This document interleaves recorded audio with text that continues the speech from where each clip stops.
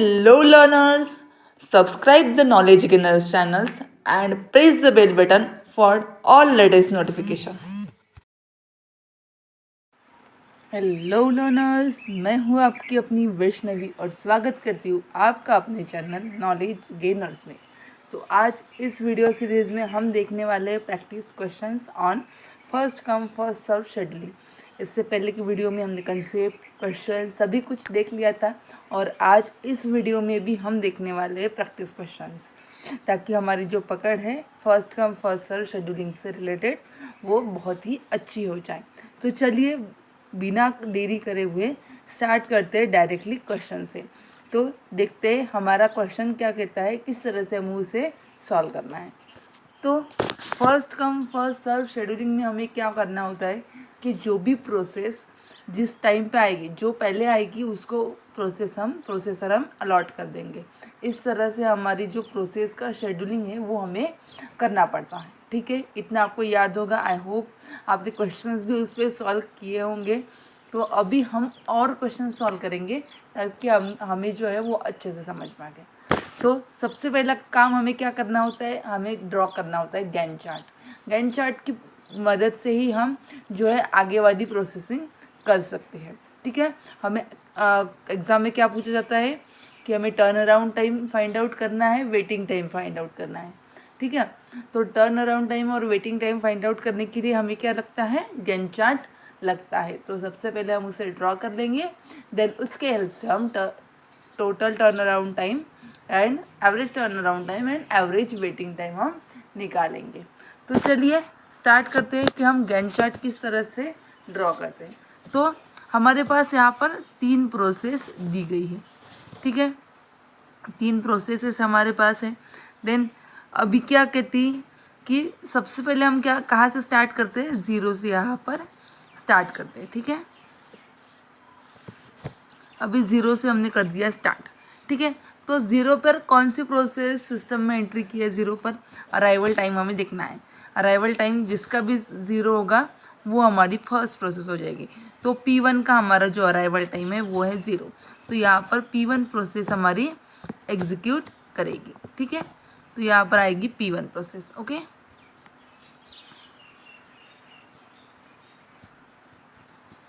तो P1 process अब यहाँ पर हमने डाल दी। अभी उसका बर्स्ट टाइम है 2, यानी कि वो जो उसकी प्रोसेसिंग का लिमिट है वो वहाँ तक हमें दिया है, 2 तक वो अपनी प्रोसेसिंग कंप्लीट कर लेगी। कौन सी प्रोसेस, P1। तो यहाँ पर 0 से लेकर 2 तक कौन सी प्रोसेस चलने वाली है, हमारी है P1 प्रोसेस यहाँ पर चलेगी। देन जब तक हमारा टाइमर 2 पर पहुँच जाता है तो वहाँ पर हमारे सिस्टम में क्या कोई प्रोसेस है। अभी P1 तो सिस्टम से आउट हो गई है। ठीक है, अभी क्या 2 पर कोई प्रोसेस हमारे पास है, तो चलिए चेक करते हैं। नहीं, यहाँ पर 3 पर है, देन 5 पर है, तो हमारे पास कोई प्रोसेस नहीं है। अगर कोई प्रोसेस हमारे पास नहीं होती है तो हमारा CPU क्या रहता है, आइडल रह जाता है, क्योंकि वहाँ पर उसके पास प्रोसेसिंग के लिए कोई प्रोसेस है ही नहीं। तो यहाँ पर वो क्या कर रहेगा, आइडल रहेगा। कब तक, जब तक कि नेक्स्ट प्रोसेस नहीं आ जाती। और नेक्स्ट प्रोसेस कब आएगी, 3 पर। अराइवल टाइम उसका क्या है, P2 का 3। तो यहाँ पर जो हमारी प्रोसेस है वो हो जाती है आइडल। ठीक है, देन अभी आइडल तो यहाँ पर हो गई प्रोसेस। देन हमारे पास कौन सी प्रोसेस आ गई, P2। तो यहाँ पर कौन एग्जीक्यूट करेगा, P2 यहाँ पर एग्जीक्यूट करेगा। ठीक है, और उसकी प्रोसेस, उसका बर्स्ट टाइम क्या है, 1। तो वो कब तक चलेगी, 4 तक हमारी जो प्रोसेस है वो चलने वाली है। ठीक है, यहाँ पर 4 तक हमारी प्रोसेस चलेगी और सिस्टम से आउट हो जाएगा P2। ओके, देन जब तक क्या हमारा टाइमर 4 पर पहुँच जाता है तो क्या हमारे सिस्टम में कोई और प्रोसेस है, नहीं, अभी भी कोई प्रोसेस हमारे पास नहीं है। हमारी प्रोसेस कब एंट्री करने वाली है, 5 पर। तो यहाँ पर 5 तक जो है हमारा प्रोसेसर क्या रहने वाला है, फिर से एक बार आइडल रहने वाला है। ठीक है, तो यहाँ पर पहले भी एक प्रोसेस के बाद यहाँ पर हमारा जो CPU है वो आइडल रह गया था। अभी जो है फिर हमारा जो CPU है वो आइडल रह गया। अब 5 से हमारी जो प्रोसेस है P3 उसने की है एंट्री। ठीक है, 5 पर की है हमारी नई प्रोसेस ने एंट्री, जो की है P3। अभी P3 ने यहाँ पर एंट्री कर ली और उसका जो बर्स्ट टाइम है वो है 6।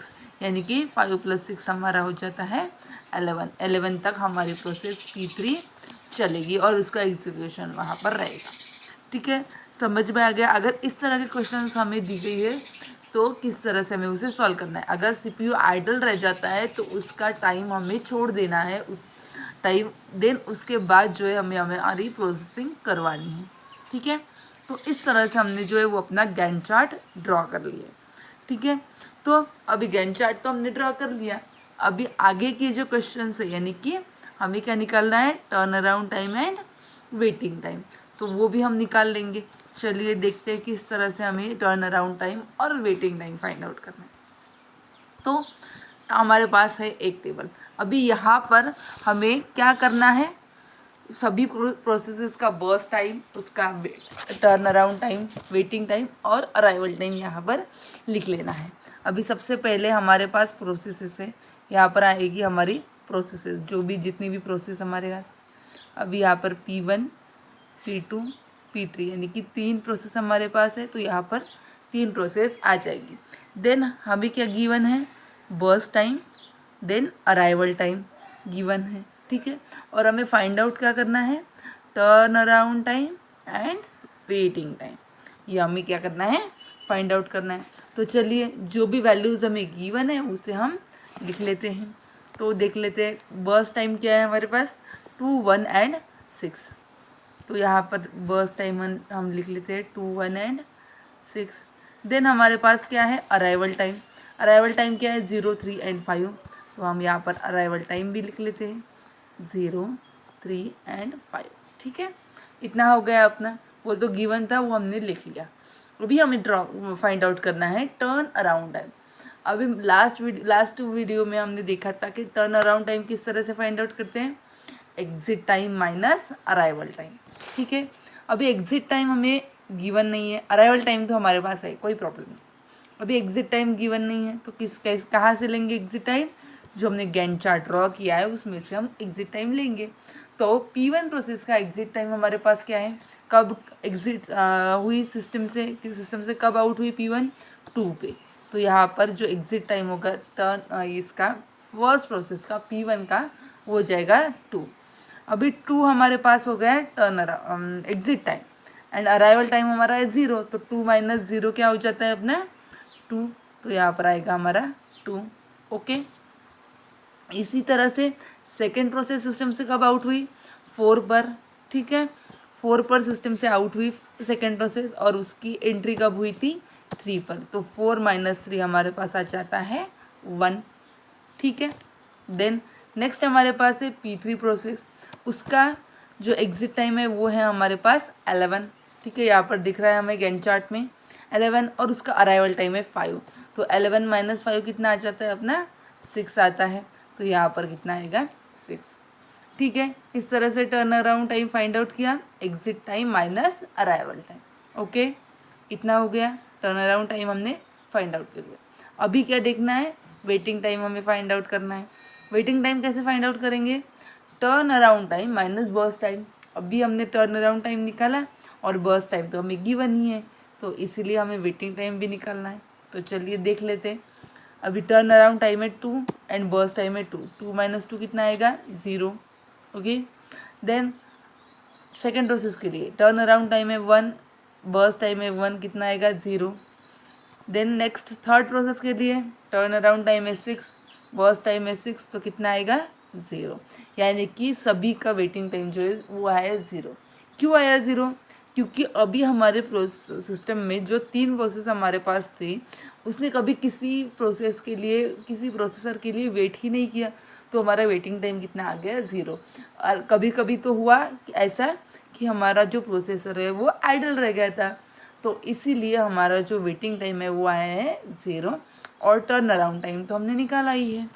ठीक है, तो ये सब बातें हमने आज देख ली कि किस तरह से हमें टर्न अराउंड टाइम और वेटिंग टाइम, अभी एवरेज निकालना होता है तो 3 का एडिशन और डिवाइडेड बाय 3, इस तरह से हम क्या निकाल सकते हैं, एवरेज निकाल सकते हैं।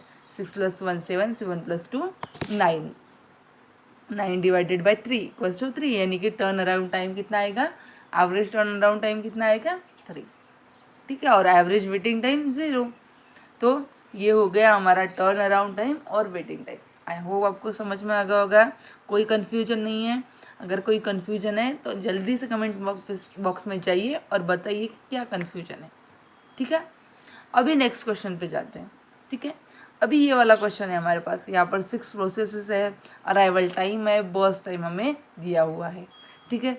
अभी ये वाला जो क्वेश्चन है ना, ये आपके लिए है होमवर्क। तो आपको क्या करना है, ये वाला क्वेश्चंस करना है, किस तरह से उसे सॉल्व करेंगे, क्या है, सब कुछ आपको देखना है। और इसका जो भी आंसर आएगा, यानी कि average turn around time and average waiting time, इसका आंसर आपको कमेंट बॉक्स में देना है। देखेंगे कि किस किस को ये वाला क्वेश्चन सॉल्व होता है, ठीक है।